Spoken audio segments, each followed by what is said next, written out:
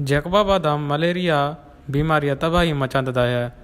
चुख औरत समेत 4 मर्दों मर्थ शोंग गेस्ट्रोश यख मर्दों में मर्थ तेज़ियाश फैलजी वारो वबाई मर्ज़े रोकथाम लाए सिंध हुकूमत अयां को कदम नज़र थ। जैकबाबाद मलेरिया बीमारियां तबाही मचा थ। हज़ारें चुख कुराड़ाऊं औरतें समेत मलेरिया मुब्तला भी चुके हुआ। जॾहिं त यख मासूम चुख औरत समेत 4 मर्दों मर्थ शोंग तालका ठुले बाईपास रा कायम रिलीफ कैंपम 45 साल खातून मोरखी जाफरी और नौजवान मुनीर अहमद संदरो मलेरिया मुब्तला भी फौत भी शोंग।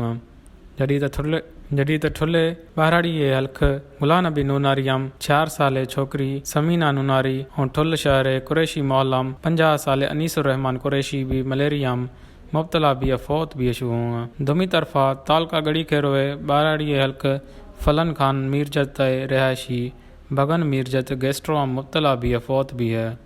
जैकबाबाद ज़िलो मलेरिया और गेस्ट्रो वबा तबाही मचा थ और गुज़रे एक महीनों के दौरान 100 अधिक मर्दों मलेरिया और गेस्ट्रो करया फौत भी चुके हैं।